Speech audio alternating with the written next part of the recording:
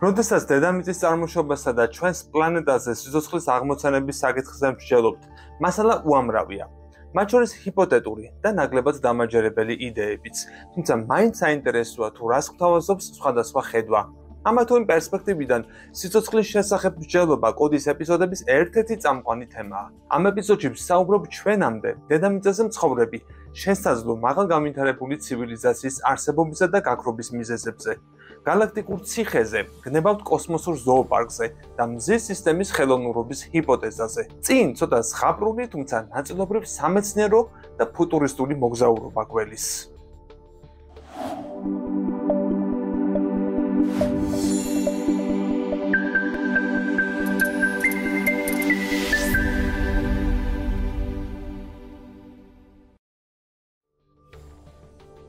თავის დროზე მსოფლიომ ედგარ კეისი ფენომენალური შესაძლებლობის წყალობით გაიცნო. ამიტომ მისი გარდაცვალების შემდეგ ბევრმა სცადა ამა თუ იმ გზით მსგავსი ნიჭის განვითარება. მაგრამ ვერავინ მიაღწია ისეთ წარმატებას, როგორც კეისს ჰქონდა. თუმცა იყვნენ ისეთები, ვინც დედამიწის საინფორმაციო ველთან ურთიერთობა და გარკვეული ინფორმაციის მიღება შეძლო. ედგარ კეისის თანამედროვეებმა საფრანგეთიდან გადაწყვიტეს მოეყოლათ თუ რა დაემართა დედამიწაზე არსებულ ერთ-ერთ განვითარებულ ცივილიზაციას და რატომ გაქრა ის.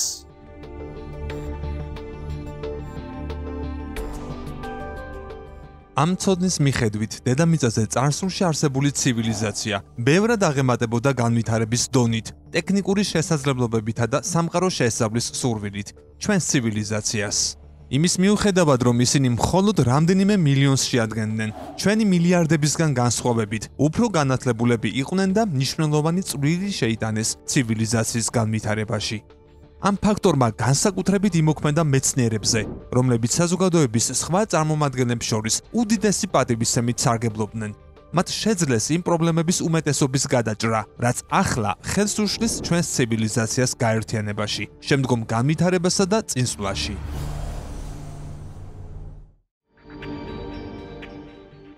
რაღაც მომენტში მათ დედამიწის ცენტრისკენ სამეცნიერო კვლევების ჩასატარებლად ექსპედიციების გაგზავნა დაიწყეს და ერთ-ერთი ასეთი ექსპედიციის დროს იდუმალი კრისტალები აღმოაჩინეს, რომელსაც ინფორმაციის შენახვა შეეძლო. დიდი ხნის მანძილზე ისინი ახალ მასალას სწავლობდნენ და შედეგად მათ გაშიფრეს ზოგიერთი ინფორმაცია, რომელიც პლანეტის გაჩენის საიდუმლოს ხსნიდა. და ამ ინფორმაციის შესწავლისას ისინი შოკის მომგვრილ დასკვნამდე მივიდნენ. გაირკვა, რომ რეალურად ჩვენი პლანეტა ხელოვნურად იყო შექმნილი. ამ ამბავმა მთელი ცივილიზაცია გააოცა და დააფიქრა, რადგან ეს იმას ნიშნავდა, რომ არსებობენ იდუმალი შემოქმედნი, რომლებსაც მხოლოდ პლანეტის შექმნა კი არა, მასზე სიცოცხლის განვითარება და კონტროლი შეეძლოთ.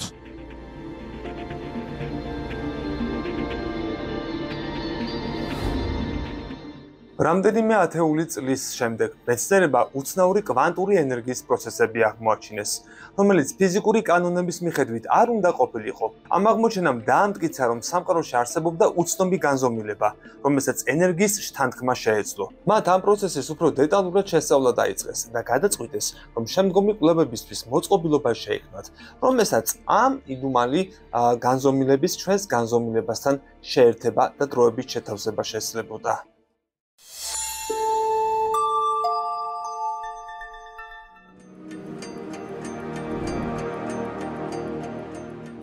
მათ დაახლოებით 20 წელი დასჭირდათ ასეთი მოწყობილობის შესაქმნელად, მაგრამ როდესაც ის პირველად აამუშავეს, შედეგი მთელმა ცივილიზაციამ შეიგრძნო. მოწყობილობის ჩართვისთანავე გაჩნდა პატარა პორტალი, რომელმაც მხოლოდ რამდენიმე წამი შეძლო არსებობა და დაიხურა. ამიტომ მეცნიერებმა იქეთა მხრიდან მონაცემების მიღება ვერ შეძლეს, მაგრამ სამაგიეროდ სხვა რაღაც მოხდა. იმავე დღეს მზეზე უცნაური აქტივობა დაიწყო, რომელიც არნახული მასშტაბის ქარიშხალში გადაიზარდა. მეცნიერები ნაჩქარებად ცდილობდნენ ყველაფრის გამოთვლას და შემოწმებას და ბოლოს იმ დასკვნამდე მივიდნენ, რომ საქმე რაღაც მისტიკური ხასიათის მოვლენასთან ჰქონდათ.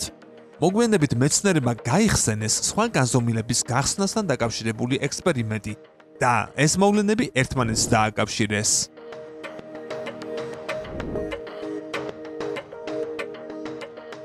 თუმცა უკვე გვიანი იყო, რადგან მოვლენება შეუქცევადი ხასიათი მიიღო.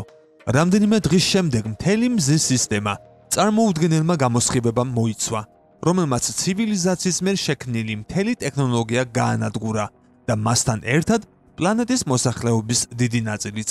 გადარჩენა მხოლოდ ერთეულებმა შეძლეს, ერთადერთი თავშესაფრის წყალობით, რომელიც მათი ცივილიზაციის უკანასკნელი დასაყრდენი იყო. და მაშინ ვერავინ წარმოიდგენდა, რომ გამოსხივება, რომელმაც მზის სისტემა მოიცვა, საშინელი მოვლენების მხოლოდ დასაწყისი იქნებოდა. დედამიწაზე გლობალური ცვლილებები დაიწყო და კლიმატური კატაკლიზმები მოხდა, რომელმაც ცივილიზაციის დარჩენილი ნაწილი შეიწირა. ასე რომ ოდესღაც დიდი ცივილიზაცია ისე გაქრა, რომ თავის შემდეგ არანაირი კვალი არ დაუტოვია.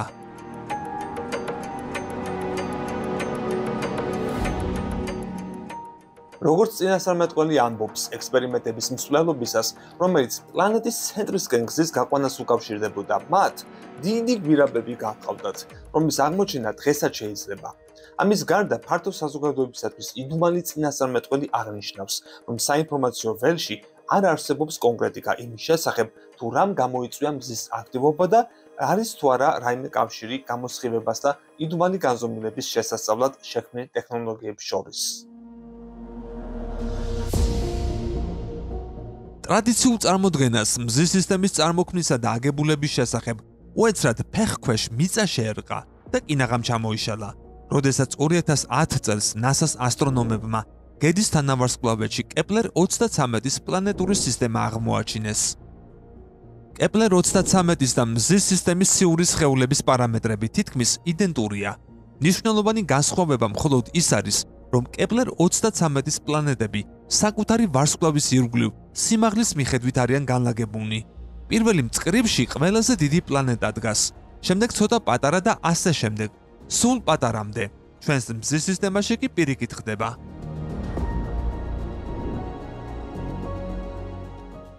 მეცნიერებმა კეპლერ-33-ის სისტემა ანომალიურად მიიჩნიეს, რადგან ჩვენთან ყველაფერი სხვაგვარად, ქაოსურად არის. ყველაზე ახლოს მზესთან პატარა პლანეტებია განლაგებული, ხოლო ყველაზე დიდი იუპიტერი და სატურნი ზუსტად შუაში. შემდგომში მზის სისტემის მსგავსი კიდევ 146 სისტემის აღმოჩენის და შესწავლის შემდეგ გაირკვა, რომ მათში პლანეტები საკუთარი ვარსკვლავის ირგვლივ სწორედ ისე ბრუნავენ, როგორც კეპლერ-33-ში. და მხოლოდ ჩვენი მზის სისტემაა პლანეტების ქაოსური განლაგებით, ამ საერთო სურათიდან ამოვარდნილი. შედეგად გაჩნდა აზრი მზის სისტემაში პლანეტების ხელოვნურად განლაგების შესახებ.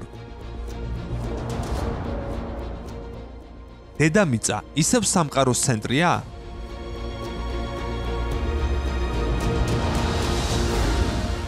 მზის სისტემაზე შემდგომი დაკვირვებების შემდეგ მეცნიერები კიდევ ერთ უცნაურ დასკვნამდე მივიდნენ. იმის მიუხედავად, რომ მზის სისტემის პლანეტები ვარსკვლავის ირგვლივ ბრუნავენ, ყოველი მათგანი პარალელურად დედამიწაზეც არის ორიენტირებული. მაგალითად, მერკური ჩვენს პლანეტასთან ერთად სინქრონში მოძრაობს, ხოლო 116 დღეში ერთხელ დედამიწასთან და მზესთან ერთად ერთ მწკრივში დგება. ამასთან დედამიწისკენ ყოველთვის ერთი და იგივე მხარით არის მიბრუნებული. ანალოგიურად და გაურკვევლად იქცევა ვენერაც. ის 584 დღეში ერთხელ მაქსიმალურად ახლო მანძილზე დედამიწას უახლოვდება და ისიც ყოველთვის მხოლოდ ერთ გვერდს გვაჩვენებს. ამის გარდა მას ერთი უცნაურობაც ახასიათებს. იმ დროს, როდესაც მზის სისტემის თითქმის ყველა პლანეტა ურანის გარდა დასავლეთიდან აღმოსავლეთის მიმართულებით ბრუნავს, ის ამ მიმართულების საწინააღმდეგოდ მოძრაობს. რატომ? ამ კითხვაზე პასუხი ჯერჯერობით არ გვაქვს.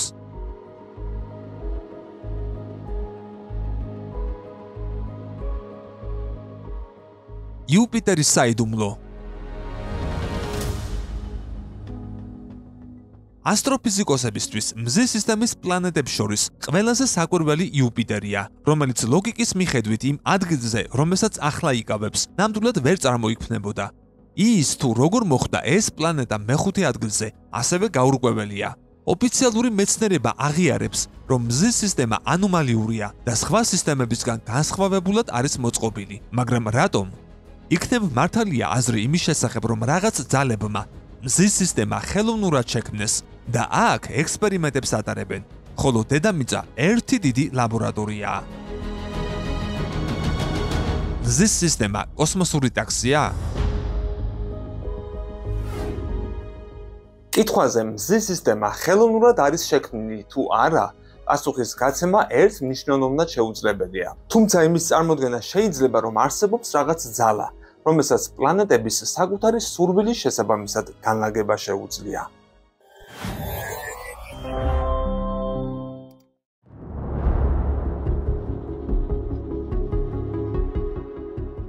1948 წელს ასტრონომი ფრედ ცვიკი ამტკიცებდა, რომ ვარსკვლავზე თერმობირთული ბომბების ჩამოყრის შემთხვევაში მისი დაჩქარება და ვარსკვლავის სისტემის გადაადგილება შეიძლება. თან, კოსმოსში გადაადგილებისას ვარსკვლავი დიდი მასის გამო კავშირს არ გაწყვეტს თანამგზავრ პლანეტებთან და კოსმოსში მზესთან ერთად ჩვენც ვიმოგზაურებთ. აზრი რაში მდგომარეობს? მისი გათვლებით ასეთი ტექნოლოგიით, მაგალითად ალფა კენტავრის რაიონში, რამდენიმე საათში მისვლის საშუალება მოგვეცემა.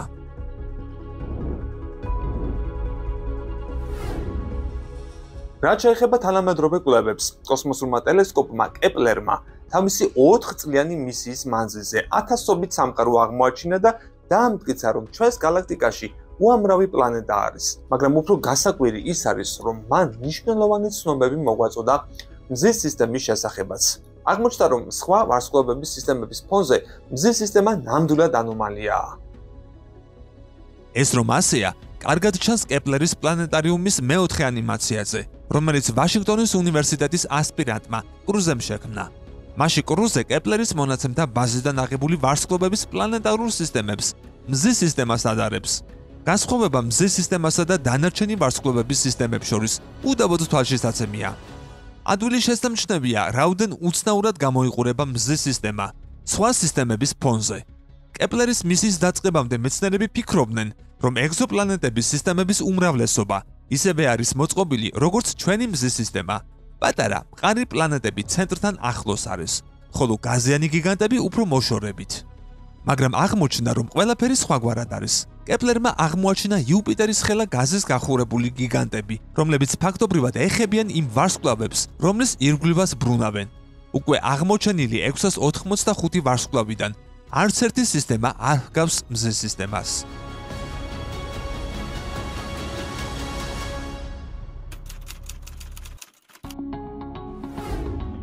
ცნობილი ეკოლოგი ელის სილვერი დარწმუნებულია, რომ ადამიანები პლანეტა დედამიწაზე არამიწერი ცივილიზაციების წარმომადგენლება ჩამოიყვანეს და თავისი წიგნით ადამიანები დედამიწიდან არ არიან. Humans are not from Earth. ამაში ჩვენს დარწმუნებასაც ცდილობს. მისი აზრით, დედამიწაზე არსებული სიცოცხლის ყველა ცნობილი ფორმა ადამიანის გარდა აქ დაიბადა.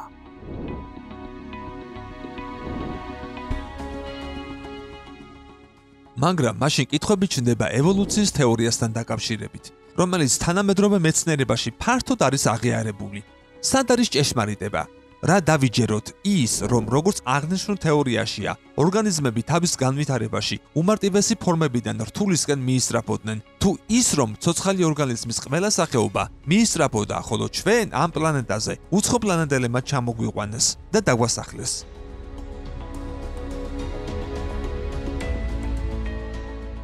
ამ უკანასკნელი აზრის სასარგებლოდ ის ფაქტი მეტყველებს, რომ არ არსებობს დამაკავშირებელი რგოლი ჩვენს და ეგრეთ წოდებულ წინაპრებს და გონიერ ადამიანს, Homo sapiens შორის. რატომ დაიწყეს ადამიანება უკანა კიდურებზე სიარული, რის გამოც დგომისას სიმდგრადე შეუმცირდათ, ან ბეწვი როდის გასცვივდათ, ცნობილი არ არის. იმის მიუხედავად, რომ ჩვენი დნმ-ის 99% შიმპანზეს დნმ-ს ემთხვევა, ფიზიკურად მათთან ცოტა რამ გვაქვს საერთო. ამ პრინციპს თუ გავყვებით, მაგალითად ბანანის დნმ ჩვენს დნმ-ს 50%-ით ემთხვევა, ის კი სულიერიც არ არის.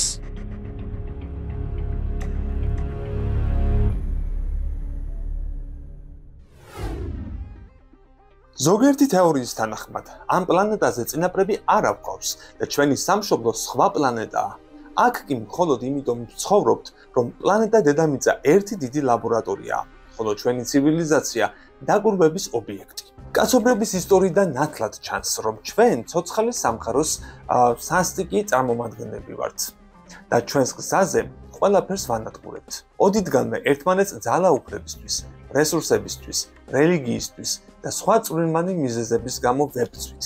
დადგენილია, რომ კაცობრიობის მთელი ისტორიის მანძილზე სხვადასხვა ომებში 500 მილიონიდან 1 მილიარდამდე ადამიანი დაიღუპა.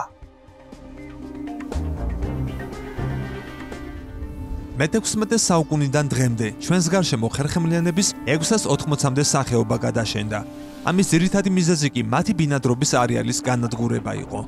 რომ აღარაფერი ვთქვათ იმაზე, რა გავლენას ვახდენთ პლანეტაზე, ჩვენ წვრილი შევიტანეთ კლიმატის ცვლილებაში, ატმოსფეროში სათბურის აირების რაოდენობის შეცვლაში. ხანგრძლივი დროის მანძილზე წიაღისეულ საწვავს მოვიხმართ და აეროზოლებს ვაფრქვევთ. და მხოლოდ ახლა შევშფოთდით იმის გამო, რაც პლანეტას ჩვენი ქმედებების გამო დაემართა. ბევრ ადამიანს ეს ჯერ კიდევ არ აღელვებს. იმის მიუხედავად, რომ კლიმატის ცვლილება სულ უფრო მეტ სტიქიურ უბედურებებს იწვევს, საბოლოო ჯამში გლობალური დათბობის ფონზე ოკეანეების დონე აიწევს და დედამიწაზე ცხოვრება არასტაბილური გახდება.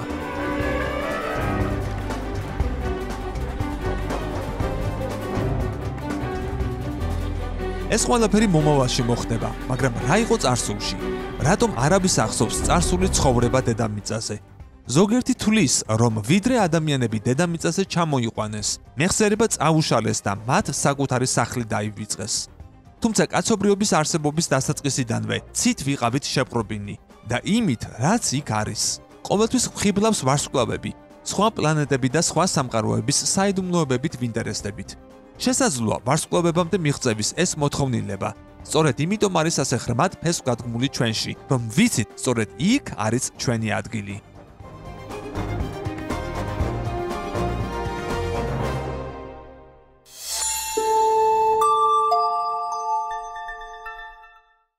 ეკოლოგი ელი სილვერი თავის წიგნში ადამიანები დედამიწიდან არ არიან განიხილავს საკითხს, რომლის თანახმად ჩვენი პლანეტა გალაქტიკური ციხეა. ამბობს, რომ ადამიანები პლანეტა დედამიწაზე არამიწიერი ცივილიზაციების წარმომადგენლებად ჩამოიყვანეს.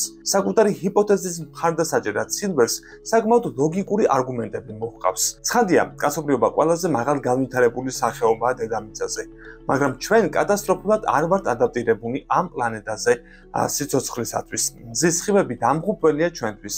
ჩვენი ორგანიზმის მიერ ბუნებრივი საკვების ცუდად ათვისება ხდება და საგანგაშოდ მაღალია ქრონიკული დაავადების მაჩვენებლები.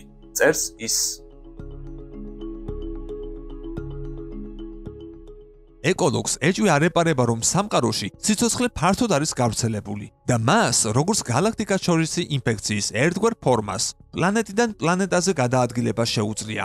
ადამიანი მისი აზრით ვერ გაივლიდა ევოლუციის ბუნებრივ გზას პლანეტაზე, რომელიც მის მიმართ მტრულადაა განწყობილი.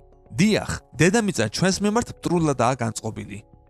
ეს პლანეტა აკმაყოფილებს ჩვენს საჭიროებებს, მაგრამ არც ისე ხარისხიანად, როგორც ეს ცხოველების და მცენარეების წარმომადგენლებისთვის ხდება. ავითარებს აზრს მეცნიერი.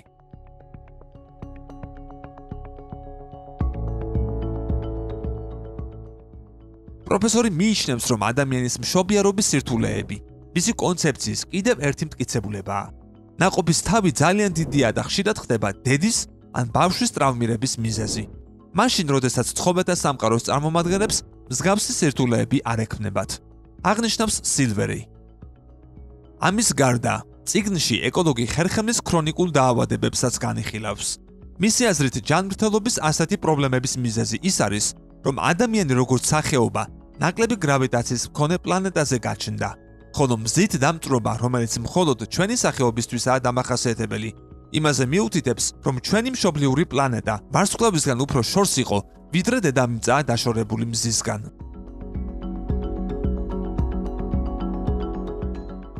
რა თქმა უნდა, ეს ყველაფერი მხოლოდ საინტერესო ვარაუდია, რომელიც ჯონ ბოლის მიერ შემოთავაზებულ ზოოპარკის ჰიპოთეზასთან არის გადახლართული. მაგრამ ამ საკითხთან დაკავშირებით კითხვები უფრო მეტია, ვიდრე პასუხები. იქნებ, ჩვენი სახეობა ექსპერიმენტის ნაწილია, ან შესაძლოა ადამიანები დედამიწაზე დასასჯელად გადმოასახლეს და ასე შემდეგ.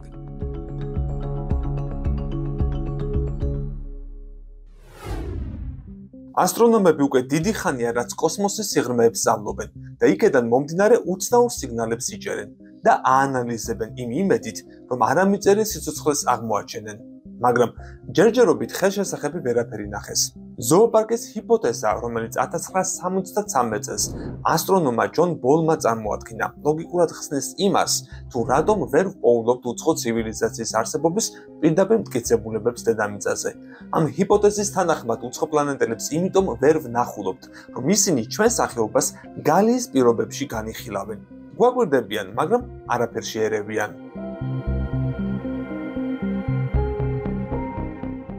ამ ჰიპოთეზის თანახმად უცხოპლანეტელებმა ჩვენ შესახებ არა მარტო იციან, არამედ ათასობით წლის მანძილზე რეგულარულად მათი თვალთახედვის ზონაში ვართ.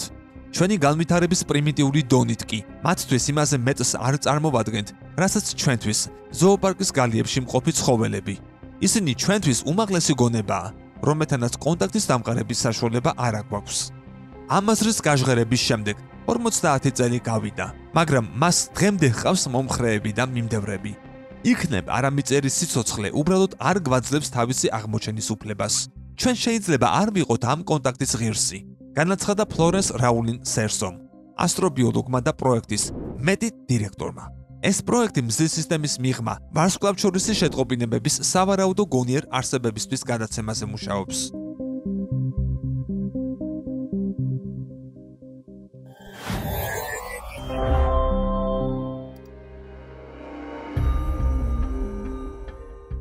ჰიპოთეზა ფანტასტიკურად ჟღერს, მაგრამ SETI ინსტიტუტი, რომელიც უცხოპლანეტელების ზევნაზე მუშაობს და მეტი პროექტების მონაწილეები სერიოზულად მსჯელობენ იმაზე, როგორ უნდა აიძულონ უმაღლესი გონება, რომ მან თავი გაამჟღავნოს და ადამიანთან კონტაქტზე წამოვიდეს.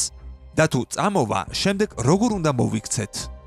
იქნებ ისინი ისეთები არ არიან, როგორი წარმოდგენაც ჩვენ მათზე გვაქვს და სრულიად განსხვავებული განვითარების დონე გააჩნიათ. და მათ დაკვირვება, ანალიზი და დასკვნების გამოტანა ჩვენთან პირდაპირი კონტაქტის გარეშე შეუძლიათ, აღნიშნა რაულინ სერსომ. ზოოპარკის ჰიპოთეზაზე დაყრდნობით, შეგვიძლია დავასკვნათ, რომ გონიერი სიცოცხლე თელ სამყაროშია გავრცელებული, მაგრამ ჩვენ მისი პრიმიტიული წარმომადგენლები ვართ და უბრალოდ უცხოპლანეტელებთან კონტაქტის დამყარება არ შეგვიძლია.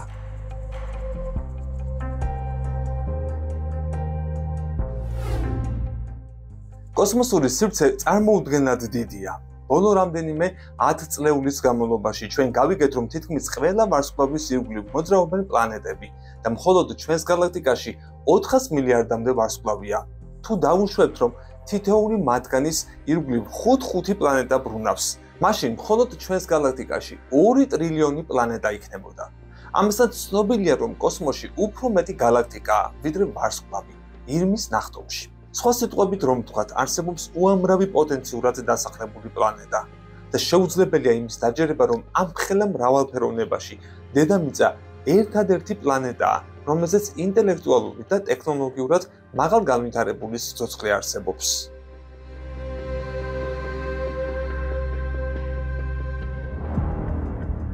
მაგრამ ოდესმე ვიპოვით არამიწერ სიცოცხლეს. რთული სათქმელია.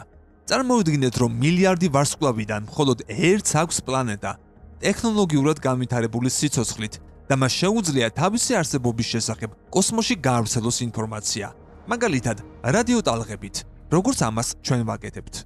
ახლა წარმოვიდგინეთ, რომ მხოლოდ ჩვენს გალაქტიკაში ასეთი 400 ვარსკვლავი იქნება, მაგრამ ირმის ნახტომი უზარმაზარია. მისი დიამეტრი 100,000 სინათლის წელიწადს შეადგენს.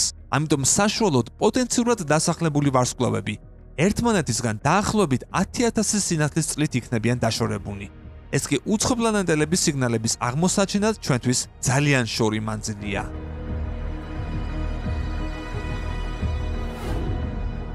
ამ სამეცნიერო თუ არასამეცნიერო ჰიპოთეზების გაშლიდან კვლავ ძველი ცივილიზაციის საკითხზე ვბრუნდები.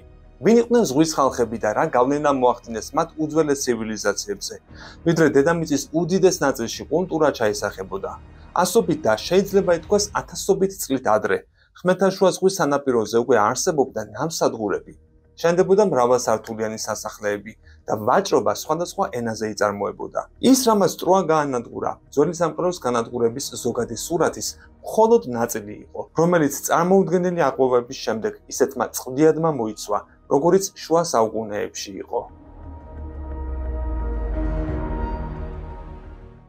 3000-ზე მეტი წლის წინ ეს რეგიონი განვითარებული, აყვავებული სახელმწიფოების სამყარო იყო. მინოსური ცივილიზაცია კრეტაზე, მიკენური სახელმწიფო პელოპონესზე, ხეთების სამეფო მცირე აზიაში, მესოპოტამია და რა თქმა უნდა ეგვიპტე, რომელიც ძველი სამყაროს ოქროს ხანის ნამდვილი განსახიერება იყო. როგორც უკვე აღვნიშნე, 3500 წლის წინ შენდებოდა სასახლეები, ქალაქებში არსებობდა წყალმომარაგების და კანალიზაციის ქსელი. მოსახლეობას განათლების მიღების საშუალება ჰქონდა. განვითარებული იყო ხელოვნება, კულტურა, მიწათმოქმედება და მეცხოველეობა. არსებობდა ხელოსნობის სხვადასხვა დარგი და ლითონწარმოება. სპილენძის და კალის შენადნობით ბრინჯაოს მიღება ხდებოდა.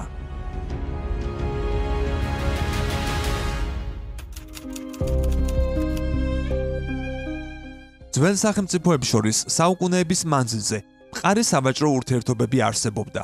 ვაჭრებს ერთი ადგილიდან მეორეში გადაჰქონდათ ხორბალი და ზეითუნის ზეთი, ღვინო, მერქანი, სამკაულები. ეს იყო კულტურის აყვავების პერიოდი ყველა მიმართულებით.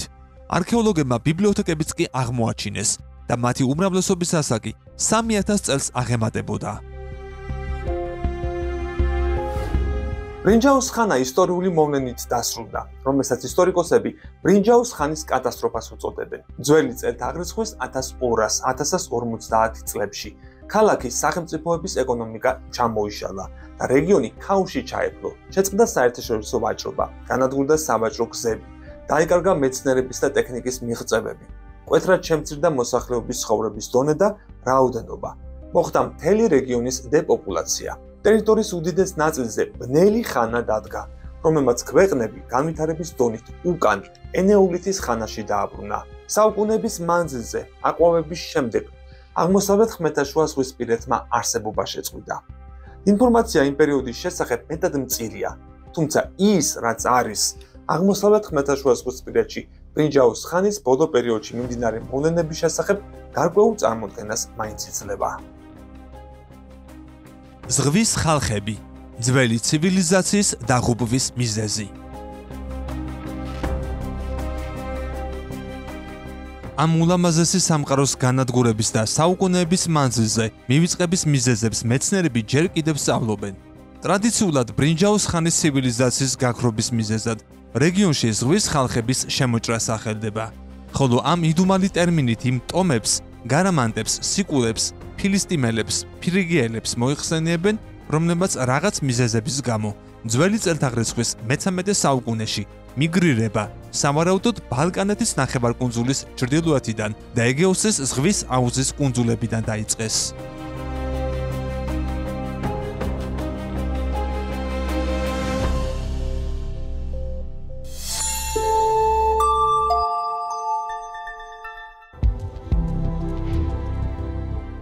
ტერმინი ზღვის ხალხები ძველ ეგვიპტურია.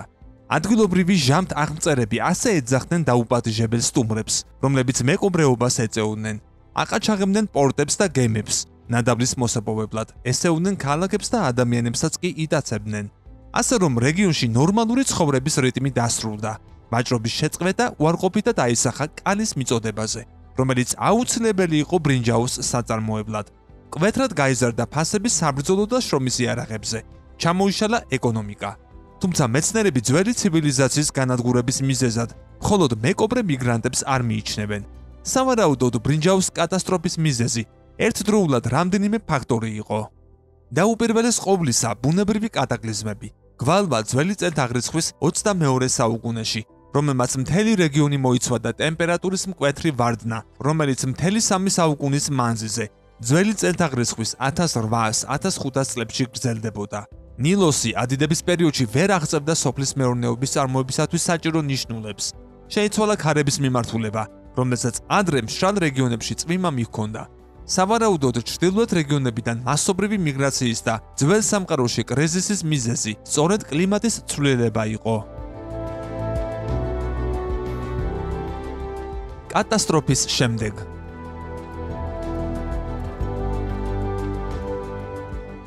ბრინჯაოს ხანის კრიზისის პერიოდი ძველი საბერძნეთის ისტორიაში ბნელ ხანად არის მოხსენიებული, რომელმაც ძველი წელთაღრიცხვის მე-11-მერვე საუკუნეების პერიოდი მოიცვა. დროის ამ მონაკვეთში განადგურდა ყველა მიკენური სასახლე და თითქმის ყველა დასახლება, მხოლოდ ათენი გადარჩა, მაგრამ მდგომარეობა არც იქ იყო სახარბიელო. ხალხმა წერა-კითხვა დაივიწყა. ყოველ შემთხვევაში, იმ პერიოდის არანაირი წერილობითი წყარო არ არსებობს. დეგრადირება განიცადა ცხოვრების ყველა სფერო. დაეცა კულტურის დონე და მოსახლეობის რაოდენობა სამჯერ შემცირდა.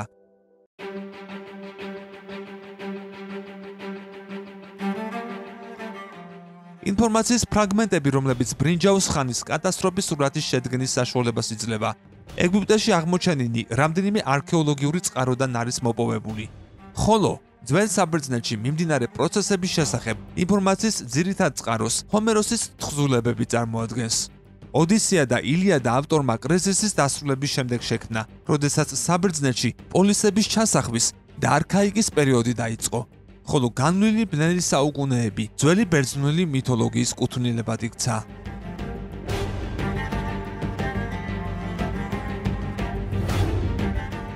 ეგვიპტე ერთადერთი სახელმწიფო იყო, რომელმაც დაცემის შემდეგ აღორძინება შეძლო. იშვიათი გამონაკლისი ბნელი ხანის სამწუხარო სურათიდან კვიპროსიც იყო, რომელმაც მართალია რამდენიმე ქალაქი დაკარგა, მაგრამ შედარებით ნაკლებად დაზარალდა და განვითარებაც კი შეძლო. მეცნიერების ვარაუდით ამის მიზეზი კუნძულზე ზღვის ხალხების მთავარი ბაზის არსებობა იყო. აქვე უნდა აღვნიშნო, რომ საერთო დაცემის ფონზე რკინის გამოდნობის ტექნოლოგიები ვითარდებოდა და იმ დროისთვის, როდესაც კრიზისი დასრულდა, კულტურის აღორძინება თითქმის ნულიდან დაიწყო, ხოლო ელინისტური პერიოდის დაწყებამდე და ალექსანდრე მაკედონელის ისტორიულ ასპარეზზე გამოჩენამდე დაახლოებით 5 საუკუნე რჩებოდა.